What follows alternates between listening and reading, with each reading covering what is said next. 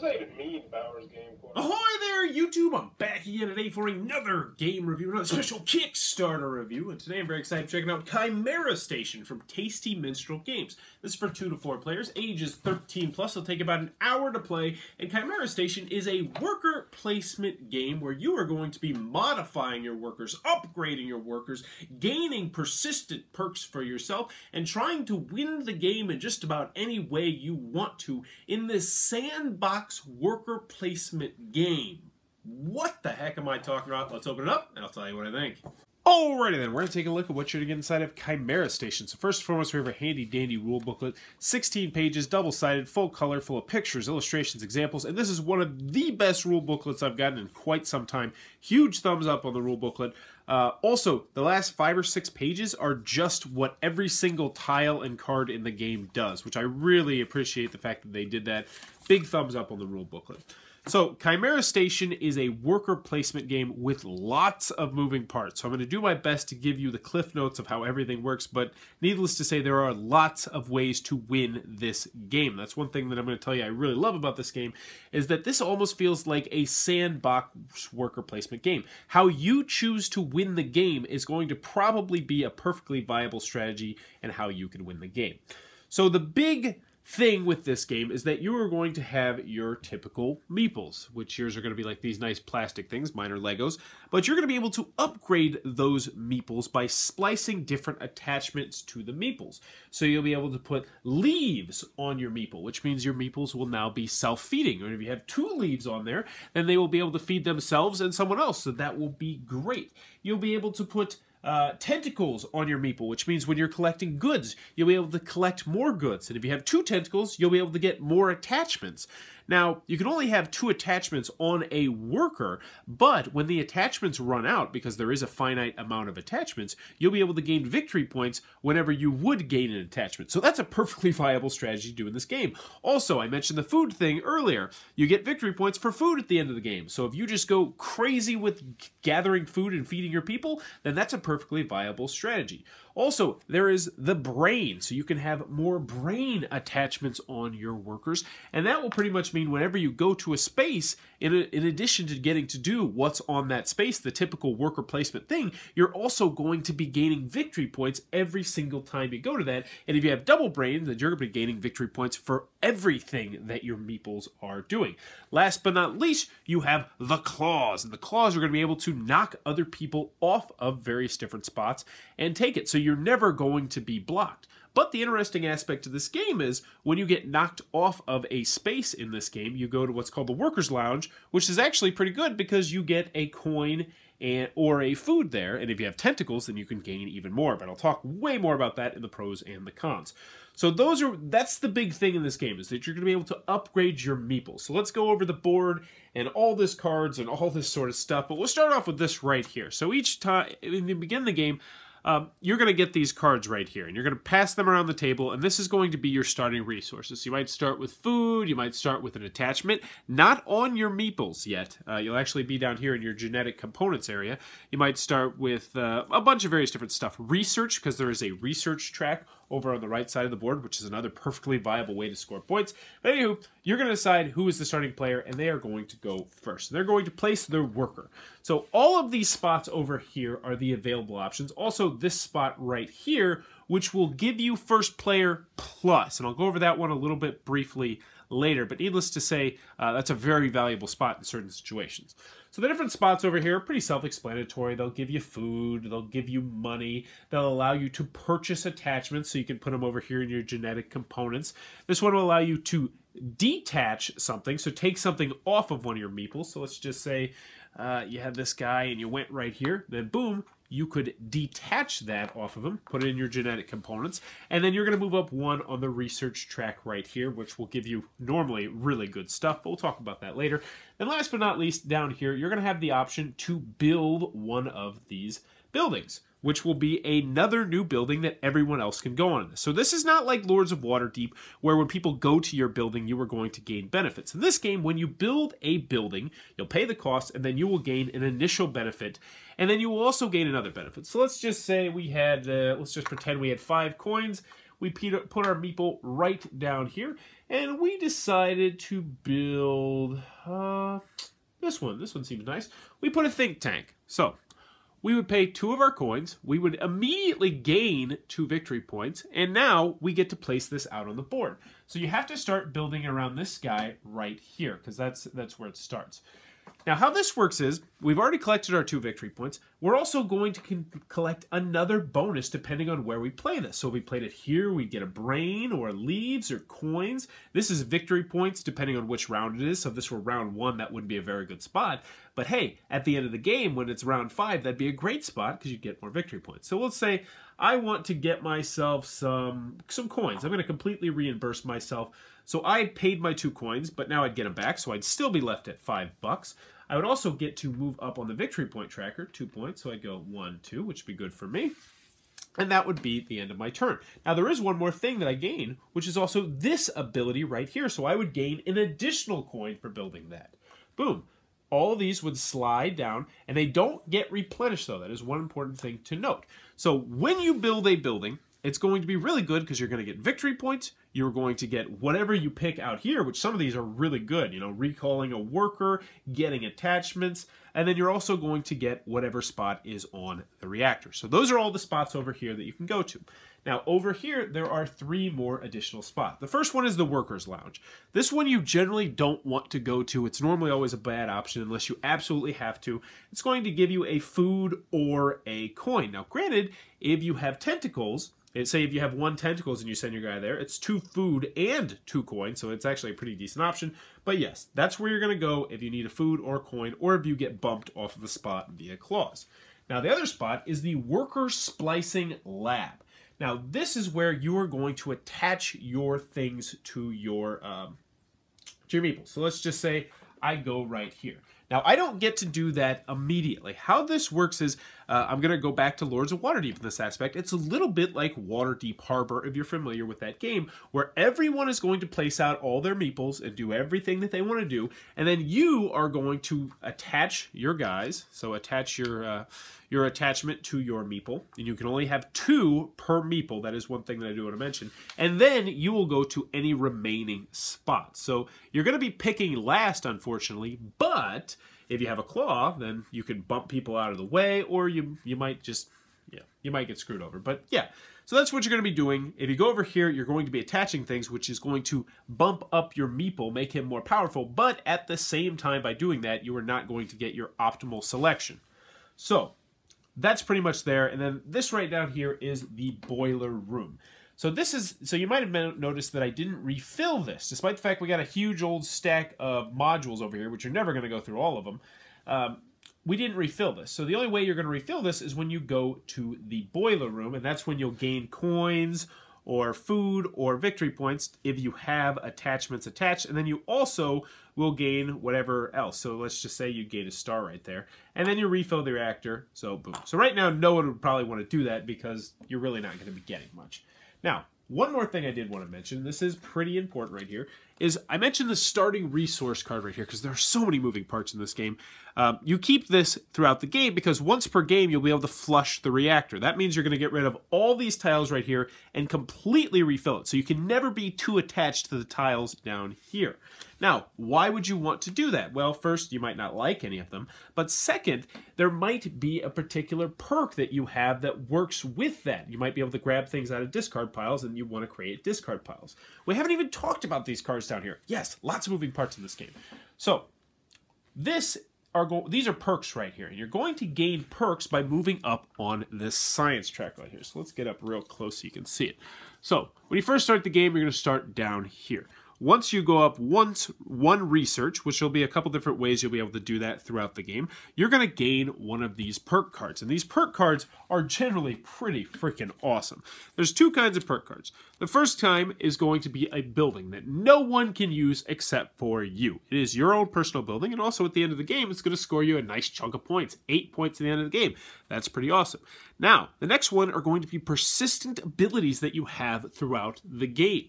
And yes, in case you're wondering, you can have more than one of these at a time. So you can have numerous different persistent abilities stacked up. And some of these you look at them like, oh my gosh, that seems game-breaking. Luckily, though, you only play 5 rounds, so you never really have time to break the game. But there's some really cool synergy options that you can have with this game that we'll talk more about that in the pros and cons. So as you go up on the victory tracker, you'll get perks, you'll get attachments, perk, attachment, perk, 2 attachments, and then if you can get all the way up here, you're going to gain 8 victory points. And then if you do it again, you're going to gain 8 victory points, and again 8 victory points. So like I said, there are numerous different ways to win this game. If you just wanted to focus hardcore on the research track and just boom, boom, boom, boom, boom, doing this over and over and over again, that could be a perfectly viable strategy to winning the game. Now, the last spot I did not mention is this spot right here. This is going to let you go first, and also it's going to allow you to command other players' modules. That means you are going to score the victory points listed on their modules. So that's a really interesting way to gain victory points, especially if no one else goes there. Because if no one else goes there and it's like your last meeple that you're placing, that can be a good chunk of victory points. So everyone's going to place their meeples. You'll do the Splicing Lab, then you'll play the last of the Splicing Lab meeples. You'll collect everything, and then you'll move down on the round tracker. Now, you might notice that there's a couple things written on the round tracker. That's because as you progress through the game, there's going to be new perks put out that you'll be able to acquire. Everybody's going to be advancing on the lab, so you're always going to be gaining these perks. No matter how you decide to play the game, you are going to have at least 1 perk at the end of the game. And then also, as you progress later in the game, building these things is going to give you more victory points. So once you get to the second round, let's just say, here we go. This is a good example. This is a giant statue. No one can go here, but if you have 7 coins, you immediately gain 6 victory points if you build this in round 1. However, if you build it in round 2 or round 3, it's going to be worth 12 victory points. And if you build it in round 5, it's going to be worth 18 victory points. That's a huge chunk of victory points. Just another way that you could potentially win the game. Anywho, you're going to go over 5 rounds. You're going to be doing all these moving parts, and whoever has the most points at the end of the game will be the winner of Chimera Station. And then in a nutshell, that's how the game's played.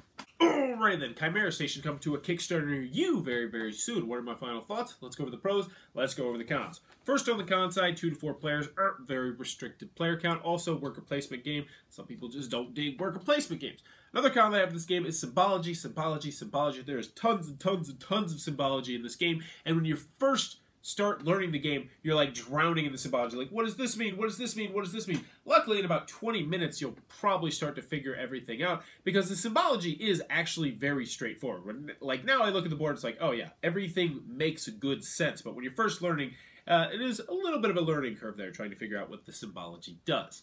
Another con that some people might have in this game is that the game really doesn't hold your hand and tell you how to win the game. I had this issue with somebody who was like, all right, how do I win the game? And I was like, well, you get the most victory points. And they're like, yeah, okay, funny. How do I win the game? Well, it's like, you can do this, or you can do this, or you can do this, or you can do this, or you can do this, or you can do this, or you can do this. And there's lots of options presented in front of you, and some people, I guess, don't like that, which kind of blows my mind, but hey, whatever. Any other cons that I have with the game? You know, maybe I wish it was a little bit longer. You know, no, I can't even say that. I really am struggling for cons on this, because I'll be brutally honest. Let's just go over the pros. This game blew me away. I read a lot of rule booklets. That's just the nature of the beast. When you review games, you read a lot of rule booklets. So I do blind rule booklet reads, where I read it without any of the components, without any of the pieces, without any of the cards, and I try to see if the game makes sense. And this has maybe only happened to me like 4 or 5 times, where I was blown away and super excited to play a game after reading the rule booklet. And this did it. Because the rule booklet is very well done. It explains exactly how to play the game. But also, it was just the concepts presented in this game. I was like, whoa, this feels like a worker placement sandbox game. And I'm a huge fan of sandbox games, just in general. Video games, board games, any sort of sandbox game, I am all in on. And this one, I'm happy to say, succeeds at that just in spades.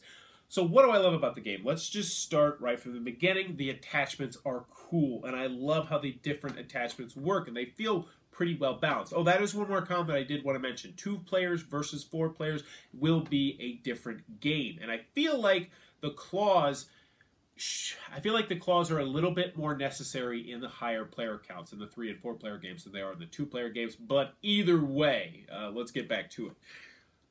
I liked all the attachments, and I liked experimenting with the different attachments because the leaves are nice because you have to feed your people, and you have to feed your people, and it can be annoying having to feed your people, and if you have enough leaves, you never have to worry about. So you're not handcuffed anymore. You can do whatever you want to do, which is what this game is all about. Likewise, the claws, you are never handcuffed. You can always knock people out of the way, and that is fantastic because you're always going to be able to go exactly where you want, which means, yes, you can go to the Splicing Lab. You can go to the Splicing Lab twice and not have to worry about your spots being blocked. But at the same time, I really enjoyed the aspect of when you get knocked off the spot, it's not bad for you because you already did whatever was there, and then you also get to go to the worker lounge, which means you're going to gain food or coins. And if you have tentacles, then you might actually want to get knocked into that lab because then you're going to be gaining 2 food and 2 coins,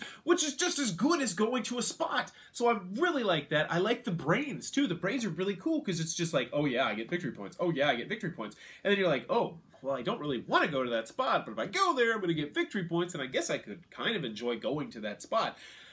I really like that.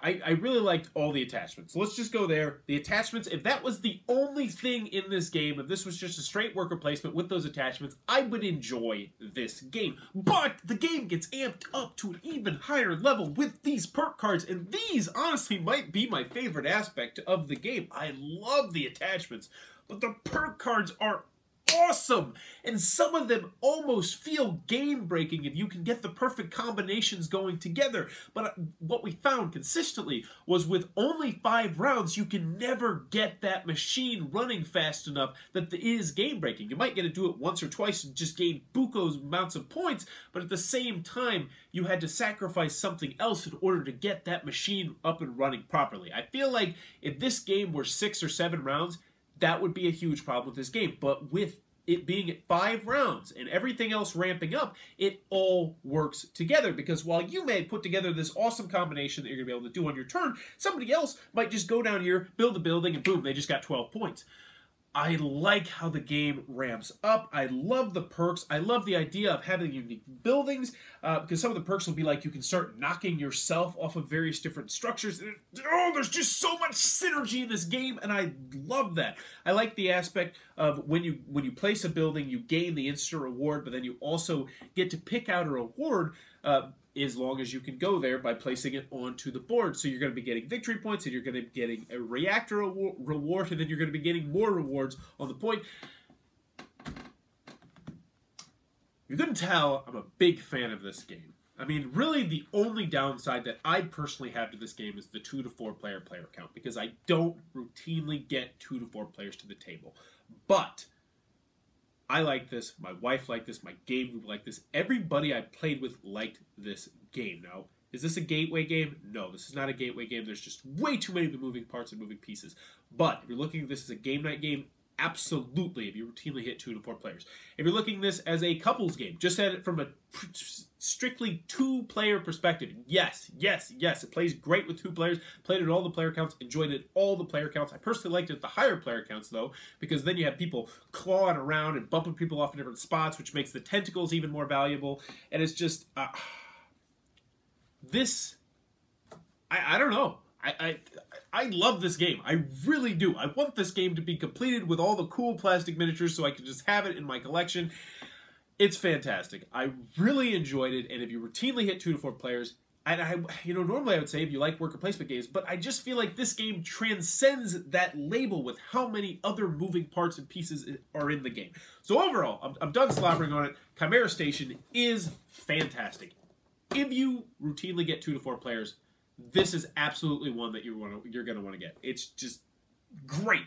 And not to mention, I've got other stuff that I can't show you, I don't think, whether they're having stretch goals where you're going to have, you flip over the board and then you're going to have your own unique powers, and there's going to be more modules and more perks and more, just more good stuff in this game. Chimera Station, Tasty Minstrel Games, This is a home run. You'll want to go back this. It's really, really good.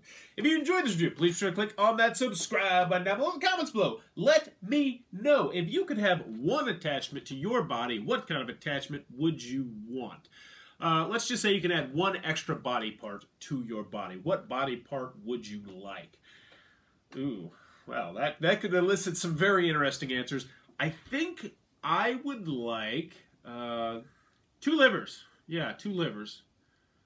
Yeah, 2 livers for drinking purposes. But let me know in the comments below. What would you like? And as always, thanks for your time, YouTube.